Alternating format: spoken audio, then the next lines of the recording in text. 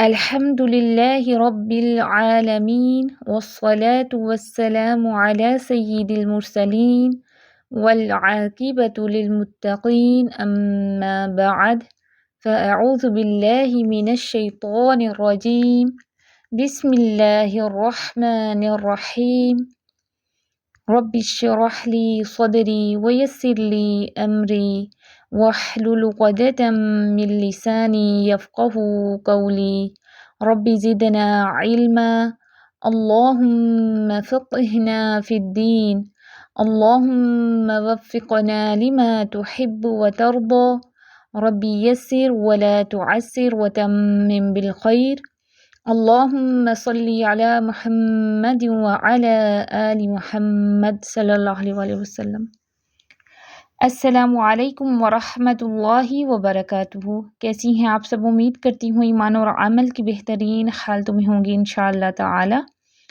اللہ سبحانہ و تعالی ہم سب کو خیر و عافیت سے رکھے اور حسن خاتمہ نصیب فرمائے، آمین اللہم آمین۔ ہم مدود کا ٹاپک پڑھ رہے ہیں۔ مد کی بنیادی طور پر دو ہی اقسام ہیں، مد اصلی اور مد فرعی، ٹھیک ہے؟ بنیادی طور پر دو اقسام ہیں، آگے پھر مد اصلی کی 5 اقسام ہیں اور مد فرعی کی 6 اقسام ہیں۔ آج ہم انشاءاللہ تعالی مد اصلی میں مد عوض اور مد صلہ صغریٰ کو ڈیٹیل سے دیکھیں گے۔ مد عوض کیا ہے، تعریف کیا ہے، ڈیفینیشن کیا ہے مد عوض کی؟ وقف کی صورت میں تنوین الفتح کو الف مدیہ میں تبدیل کرنا۔ تنوین الفتح کیا ہے؟ 2 زبر کی تنوین، یعنی یہ جو مد ہے مد عوض یہ کیا ہے؟ یعنی تنوین الفتح والے حرف پر 2 زبر والے حرف پر وقف کی صورت میں وجود میں آتی ہے۔ جب آپ کسی بھی ایسے لفظ پر وقف کریں جس کے آخر میں 2 زبر کی تنوین ہو تب مد عوض بنتی ہے، ٹھیک ہے؟ جب کسی لفظ کے آخری حرف پر تنوین الفتح ہو، پھر خواہ وہ الف سے پہلے ہو یا کسی اور حرف پر ہو، تو ملا کر پڑھنے کی صورت میں نون تنوین کی آواز آتی ہے۔ جیسے دیکھیں غفوراً، ملا کر پڑھ رہے ہیں تو نون تنوین کی آواز آ رہی ہے، ٹھیک ہے؟ لیکن اگر ایسے الفاظ پر وقف کریں تو تنوین الفتح کا ایک زبر پڑھا جاتا ہے اور دوسرے زبر کے عوض یا دوسرے زبر کے بدلے میں الف پڑھا جاتا ہے، اس لیے اس کو مد عوض کہتے ہیں۔ اگر ملا کر پڑھیں گے تو نون تنوین کی آواز آئے گی، لیکن آپ جب ایسے کسی لفظ پر رکیں گے تو کیا ہوگا کہ 2 زبر کی تنوین کا ایک زبر پڑھا جائے گا اور دوسرے زبر کے بدلے میں الف پڑھا جائے گا، یعنی الف مدیہ ہو جائے گا نا، اس لیے اس کو مد عوض کہتے ہیں۔ مد عوض صرف وقف کی صورت میں وجود میں آتی ہے، وصل کی صورت میں اس پر تنوین کا حکم اطلاق ہوگا، یعنی اپلیکیشنز ہوں گی، یعنی دیکھا جائے گا کہ تنوین کے بعد کون سا حرف آ رہا ہے۔ اگر حروف حلقی ہے تو تنوین کا اظہار ہوگا، جو 4 رولز ہم نے تنوین کے پڑھے تھے نا وہ اپلائی ہوں گے۔ نون ساکن اور تنوین کے ہم قواعد پڑھ چکے ہیں نا، اس میں جو تنوین کے قواعد ہیں وہ بھی سیم ہوتے ہیں نا، نون ساکن اور تنوین کے قواعد تو سیم ہوتے ہیں، تو جو رولز ہوں گے وہ اپلائی ہوں گے نا تنوین کے بعد۔ اگر ہم وقف نہیں کر رہے، اگر ہم وقف کریں گے 2 زبر کی تنوین پر تو پھر ایک زبر اور ایک الف سے بدلیں گے، ٹھیک ہے؟ اس کی لمبائی مقدار جو ہے مد اصلی کی طرح 2 حرکات ہیں۔ اب دیکھیں مثال میں دیکھیں، غفوراً تھا وصل کی صورت میں، ملانے کی صورت میں، اور جب ہم وقف کریں تو پڑھیں گے غفورا، 2 حرکات جتنا لمبا کر کے۔ ہم نے کیا کیا، ایک زبر کو 2 زبر تھیں، ایک زبر پڑھی، ایک کو بدل دیا اور الف ساتھ میں آ گیا، ٹھیک ہے؟ تو ایک زبر پڑھا جاتا ہے اور دوسرے زبر کے عوض یعنی کہ دوسرے زبر کے بدلے میں الف پڑھا جاتا ہے، اس لیے اس کو مد عوض کہتے ہیں۔ امید کرتی ہوں آپ کو سمجھ آ گئی ہوگی۔ اسی طرح دیکھیں رحیمن، اور آگے جب ہم وقف کرتے ہیں تو 2 زبر کی تنوین پہ کیا کرتے ہیں، رحیم، 2 حرکہ جتنا وقت دیتے ہیں۔ اسی طرح غساءً، غساء، ٹھیک ہے؟ 2 زبر کی دیکھیں حمزہ اس طرح کا اگر لکھا آ جائے نا، غساءً ہے، حمزہ پہ 2 زبر ہیں لیکن آگے الف نہیں ہے، آپ کو لکھا ہوا نظر نہیں آئے گا قرآن مجید میں، تو آپ نے اس کو حمزہ ساکن نہیں کر دینا کہ غساء، حمزہ ساکن نہیں پڑھا جائے گا۔ 2 زبر کی تنوین ہے، ہم نے اس کو ایک زبر اور ایک الف سے بدلنا ہے، تو کیسے پڑھیں گے، غساء، 2 حرکہ جتنا وقف کریں گے، ٹھیک ہے؟ اسی طرح دیکھیں مسمن تھا تو کیسے پڑھیں گے، مسمى۔ اب جو کھڑی زبر ہے वो भी मद बिल अलिफ के कायम मुकाम होती है ना, तो इसके आगे जहाँ आगे या होगा उसके आगे अलिफ नहीं लगाते, उसके ऊपर खड़ी ज़बर वक्फ की सूरत में लगी हुई आपको नज़र आएगी, ठीक है। तो उसका काम तो एक ही है ना, मद बिल अलिफ का और खड़ी ज़बर एक दूसरे के कायम मुकाम है, एक जैसा ही काम है उनका, लेकिन ये इसकी शॉर्ट फॉर्म है, खड़ी ज़बर इसकी मद बिल अलिफ की शॉर्ट फॉर्म है। मद इवद की कुछ मिसालें देख लेते हैं। अऊज़ु बिल्लाहि मिनश शैतानिर रजीम, बिस्मिल्लाहिर रहमानिर रहीम। वस्ल की सूरत में देखें, पहली मिसाल है दौरबन, ठीक है। वस्ल की सूरत में तनवीन की आवाज़ आ रही है, लेकिन वक्फ की सूरत में हमने क्या किया, एक ज़बर और एक अलिफ से इसको बदला। तो कैसे वक्फ की सूरत में पढ़ेंगे, 2 हरका जितना वक्त देके, दौरब, ना तो इसको ज़्यादा लंबा कर देना है। कुछ स्टूडेंट्स क्या करते हैं कि वक्फ की सूरत में जब हम वक्फ करते हैं तो खामखा ही हर्फ को लंबा खींच देते हैं, दौरब, तो इतना ज़्यादा लंबा नहीं करना, ठीक है। 2 ज़बर की तनवीन को जब हमने वक्फ करना है तो 2 हरका जितना टाइम दे के वक्फ करना है, ठीक है। अगली मिसाल देखें, अमवातन, अमवाता, इवजन, इवजा, कैदन, कैदा, दुहन, दुहा, मुसल्लन, मुसल्ला। आपने नोट किए कि जहाँ पे खाली अलिफ आगे नहीं है उधर हम या की सूरत में आपको नज़र आ रहे हैं ना, जहाँ वहाँ हम वक्फ की सूरत में खड़ी ज़बर देखेंगे ना, खड़ी ज़बर उसके ऊपर होती है, लेकिन वो भी मद बिल अलिफ के ही कायम मुकाम होते हैं, उसको भी 2 हरका जितना ही वक्त देना होता है। मद इवद में इस्तिस्ना, ताए मरबूता यानी कि जो गोल ता होती है इसको हाय तानीस भी कहते हैं, ठीक है, हा तानीस भी कहते हैं इसको। अगर इसके ऊपर तनवीन बिल फतह हो यानी कि 2 ज़बर की तनवीन हो तो वहाँ मद इवद नहीं होगी, ठीक है। सिर्फ गोल ता के ऊपर अगर 2 ज़बर की तनवीन आ जाए तो वहाँ मद इवद नहीं होगी, यानी वहाँ आप इसको अलिफ मदिया की आवाज़ से नहीं पढ़ सकते रुकने की सूरत में, ठीक है। वस्ल की सूरत में पढ़ी जाती है, वक्फ की सूरत में हा साकिना में बदल जाएगी। वस्ल की सूरत में तो जो भी तनवीन का हुक्म होगा ना कि इसके बाद क्या आ रहा है वही होगा, लेकिन वक्फ की सूरत में ये गोल ता हा साकिना में बदल जाएगी। जैसे मिसाल के तौर पर देखें, रहमतन है, 2 ज़बर की तनवीन, हमने कायदा क्या पढ़ा है कि जहाँ पे भी 2 ज़बर की तनवीन आ जाएगी उसको हम एक ज़बर और एक अलिफ से बदल के 2 हरका जितना वक्त देकर पढ़ेंगे, लेकिन जहाँ पर गोल ता आ जाए, गोल ता के ऊपर 2 ज़बर की तनवीन आ जाए, उधर हम इसको यानी कि मद इवद वहाँ पर नहीं बनती, वहाँ पे हम क्या करेंगे, गोल ता को हा साकिना में बदलेंगे। कैसे, रहमतन है, कैसे हम वक्फ करते हैं, रहमह। अगली मिसाल देखें, वशजरतन, वशजरह। आगे भी ये इसकी सारी मिसालें आप देख लीजिएगा। मद असली की दूसरी किस्म मद सिला सुगरा। सिला का मतलब क्या होता है, सिला का मतलब होता है जोड़ना, टू कनेक्ट, यानी ये ऐसी मद है जो 2 अल्फाज को एक साथ पढ़ते हुए बनती है। मद सिला सुगरा ऐसी मद है जो 2 अल्फाज को जब आप मिलाकर पढ़ते हैं, वस्ल के साथ पढ़ते हैं तो ये मद बनती है। इस मद को समझने के लिए हमें हा अब दमीर को समझना ज़रूरी है। मद सिला सुगरा हा अब दमीर की वजह से वजूद में आती है। इस मद में अरबी ग्रामर भी इन्वॉल्व्ड है, तो मैं आपको बिल्कुल सिंपल करके, क्योंकि ये मद असली की किस्म है, कुरान मजीद में बहुत ज़्यादा आई है, तो being of student Quran Majeed and तजवीद हमें इसको समझना है। हा अब ज़मीर, उर्दू में इसे हाय ज़मीर भी कहते हैं, यानी ज़मीर की हा। हा अब ज़मीर की तारीफ़ क्या है, वो हाय मरबूता या गोल हा जो अरबी ज़ुबान में इस्म की जगह इस्तेमाल होती है। ये क्या होती है, ये किसी शख्स या चीज़ के मुज़क्कर होने, वाहिद होने और गायब होने की अलामत है। ये कालिमा के आखिर में आती है, यानी लफ्ज़ के एंड में आती है, एंड में अटैच्ड होती है। ये लफ्ज़ का बुनियादी हिस्सा नहीं होती, बल्कि ये ज़ायद होती है, एक्स्ट्रा होती है, अज़ाफ़ी होती है और अपना मुकम्मल माना और मफ़हूम देती है। ये वाहिद मुज़क्कर गायब को ज़ाहिर करती है। मसलन मैं आपको उर्दू में थोड़ा सा मिसाल से समझाती हूँ। उर्दू में अब हम ये कहने की बजाय ज़ैद की किताब, हम यूँ कह दें उसकी किताब। अब इसकी मिसाल अरबी में कैसी होगी, किताबु ज़ैदिन, तो किताबु ज़ैदिन कहने की बजाय कह दें किताबुहू, ٹھیک ہے. اب یہاں ہو کس کو ریپلیس کر رہا ہے؟ زید کو. اس میں کتاب ہو کا آخری جو حرف ہا ہے نا وہ ہے ہا الضمیر، یعنی کہ ہم کتاب الزیدین کی بجائے کہہ دیں اس کی کتاب، تو کتاب الزیدین کی بجائے ہم کہہ دیں کتاب ہو. یہ جو ہو ہے نا یہ ہا الضمیر ہے. اس کی حرکت ضمہ یا کسرہ ہوتی ہے، ضمہ من پیش یا کسرہ من زیر ہوتی ہے. ٹھیک ہے. لہٰذا ہا الضمیر اگر قاعدے کے مطابق مضموم ہوگی تو کھینچنے یا صلہ کرنے سے واو مد پیدا ہوگی، اور اگر یہ مکسور ہوگی تو صلہ کرنے سے یا مد پیدا ہوگی. جیسے دیکھیں بیہی علمًا اور لہو مسلمون.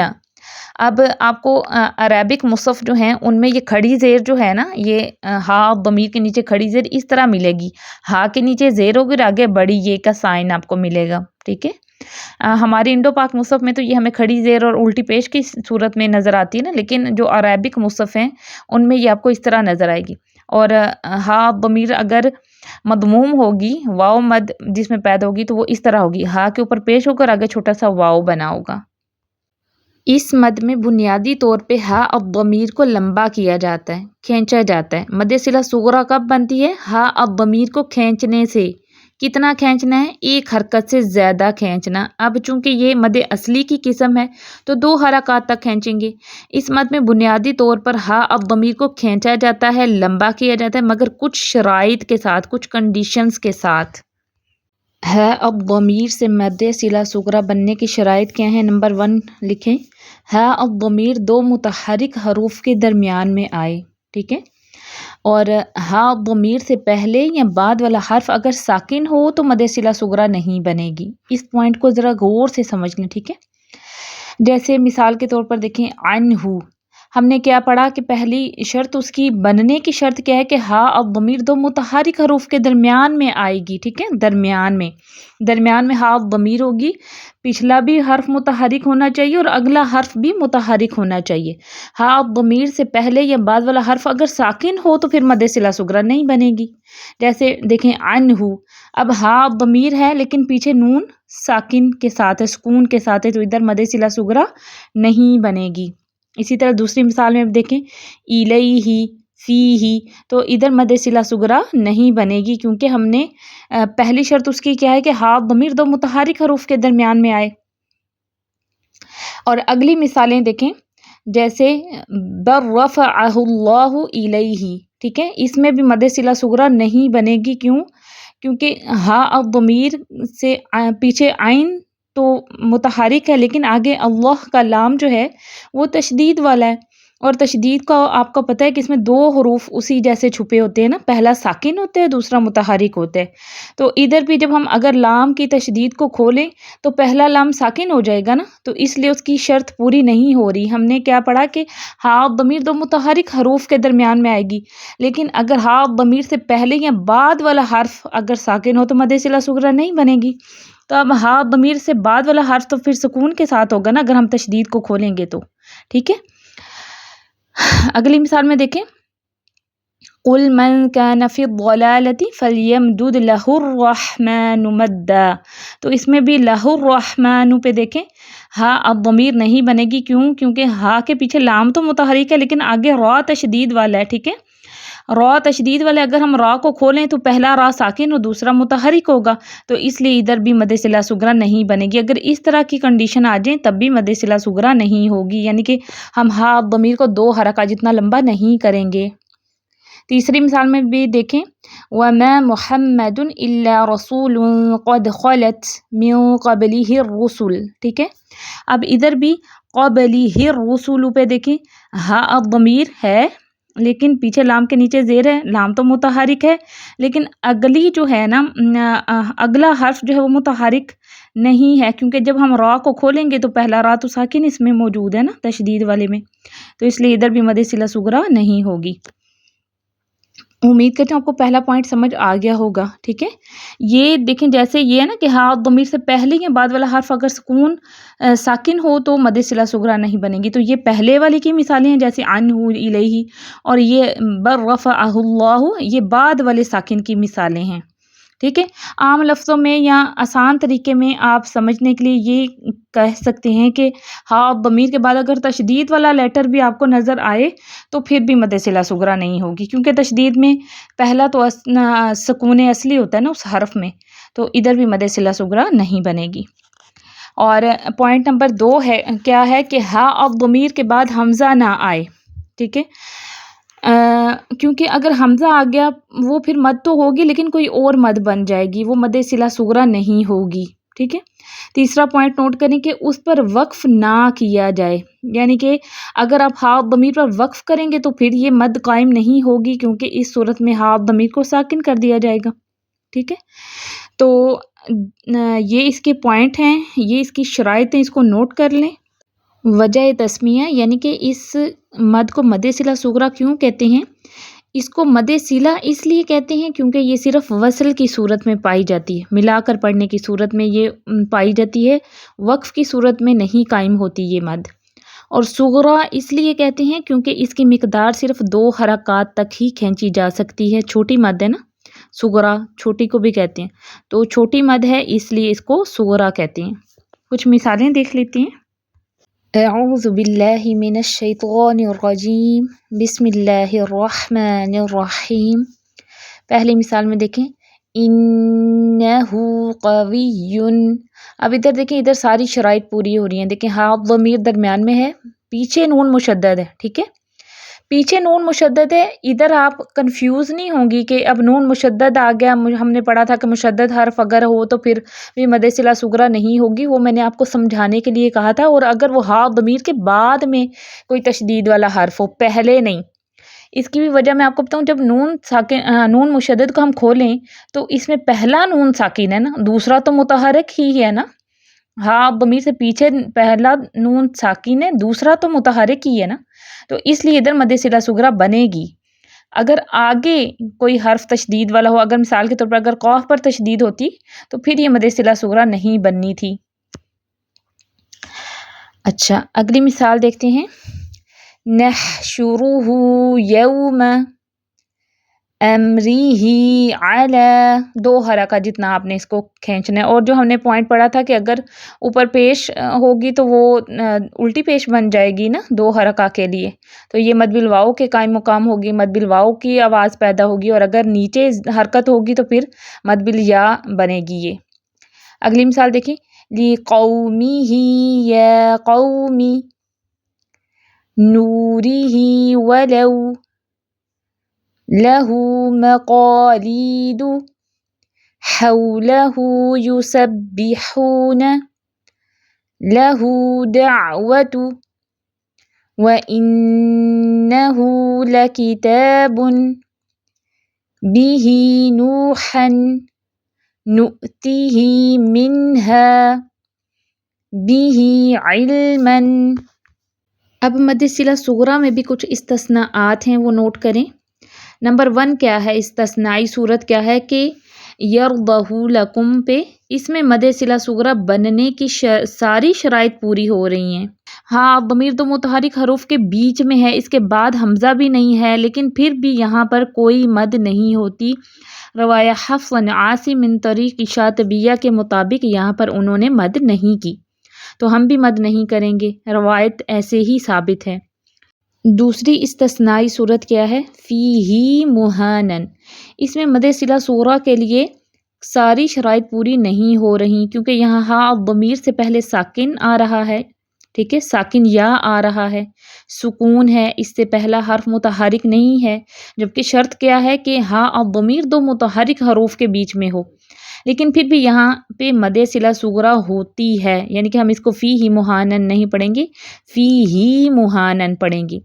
تو علماء کہتے ہیں کہ ان استثناءات کی اور کوئی وجہ ہمیں معلوم نہیں ہوتی سوائے اس کے کہ جس روایت کے مطابق ہم تلاوت کر رہے ہیں نا، روایت حفص عن عاصم من طریق شاطبیہ، تو انہوں نے ان الفاظ کو ایسے ہی پڑھا ہے، روایت سے ثابت ہے، اور اس لیے انہوں نے ایسے پڑھا ہے، ان تک بھی یہ ایسے ہی پہنچے ہیں۔ انہوں نے اپنے استاذہ سے، انہوں نے صحابہ کرام سے، اور صحابہ کرام نے نبی اکرم صلی اللہ علیہ وسلم سے، نبی اکرم صلی اللہ علیہ وسلم نے جبرائیل امین علیہ السلام سے، جبرائیل امین علیہ السلام نے اللہ سبحانہ و تعالیٰ سے ان الفاظ کو ایسے ہی روایت کیا ہے۔ آپ کو بتا چکی ہوں قرآن مجید میں جس طریقہ تلاوت پر ہم تلاوت کرتے ہیں، جس طریقہ تلاوت کے سیٹ آف رولز کو تجوید کی صورت میں ہم فالو کر رہے ہیں، وہ سب روایت سے ثابت ہیں۔ اس میں استثناءات کسی انسان کی بنائی ہوئی نہیں ہیں، اسکالرس کی گھڑی ہوئی نہیں ہیں، ورنہ یہ کیسے ہوتا؟ پہلے والے میں ساری شرطیں پوری ہو رہی ہیں پھر بھی مد نہیں ہوئی، دوسری والی میں ساری شرطیں پوری نہیں لیکن پھر بھی مد صلہ صغریٰ ہو رہی ہے۔ اللہ عالم، اس میں کچھ عجائب ہوں گے، اس میں کوئی نہ کوئی اسرار رموز ہوں گے، ہمیں نہیں پتہ، ہم کم عقل ہیں اور چھوٹے ذہن کے لوگ ہیں، لیکن اللہ سبحانہ و تعالیٰ کی حکمتیں تو بہت بڑی ہیں نا۔ اچھا، ایک اور نوٹ جو ہے وہ بھی نوٹ کر لیں کہ اس میں اشارہ مؤنث ہذہ، اس میں اشارہ مؤنث جس کے معنی یہ ہیں، ہذہ کا معنی کیا ہے؟ یہ کیا ہوتے ہیں؟ اس میں بھی گول ہا ایسے ہی استعمال ہوتی ہے، ٹھیک ہے۔ ہذہ تذکرۃ، ہذہ یعنی یہ کیا کوئی مؤنث چیز کی طرف اشارہ کر رہی ہے، ٹھیک ہے۔ ہذہ یعنی کہ یہ کوئی مؤنث چیز ہے جس کی طرف یہ اشارہ کیا جا رہا ہے۔ یہ بھی جب دو متحرک حروف کے درمیان میں آئے تو اس کی ہا بھی مد صلہ صغریٰ کے تابع ہو جاتی ہے، اس کو بھی پھر 2 حرکات تک کھینچ کر پڑھا جاتا ہے، ٹھیک ہے۔ یہ بھی نوٹ ڈاؤن کر لیں۔ امید کرتی ہوں آپ کو اس ویک کا لیسن جو ہے وہ اچھے سے سمجھ آ گیا ہوگا۔ کچھ بھی ڈاؤٹس ہوں، کچھ بھی سمجھ میں نہ آئے تو آپ مجھ سے پرسنل میں پوچھ سکتی ہیں۔ اس ویک کا اپنا ہوم ورک نوٹ ڈاؤن کریں۔ سوال نمبر 1 ہے کہ لیسن اچھی طرح سن کے نوٹس مکمل کریں اور کسی کے ساتھ شیئر کریں۔ سوال نمبر 2 ہے کہ مد عوض کی تعریف بیان کریں، یہ مد کب بنتی ہے، مثالوں کے ساتھ وضاحت کریں۔ مد عوض میں جو استثناء ہے وہ بھی مثالوں کے ساتھ بیان کریں۔ سوال نمبر 3 ہے کہ ہاء الضمیر کی تعریف بیان کریں، مد صلہ صغریٰ کب بنتی ہے، ہاء الضمیر سے مد صلہ صغریٰ بننے کی کیا شرائط ہیں، مثالوں کے ساتھ وضاحت کریں۔ اور مد صلہ صغریٰ میں جو استثناءات بیان ہوئی ہیں نا وہ بھی مثالوں کے ساتھ بیان کریں۔ جو آیات دی گئی ہیں ان کی اچھے سے پریکٹس کر کے تلاوت سنائیں۔ اوکے، سبحانک اللہم وبحمدک نشہد ان لا الہ الا انت نستغفرک ونتوب الیک۔ السلام علیکم ورحمۃ اللہ وبرکاتہ۔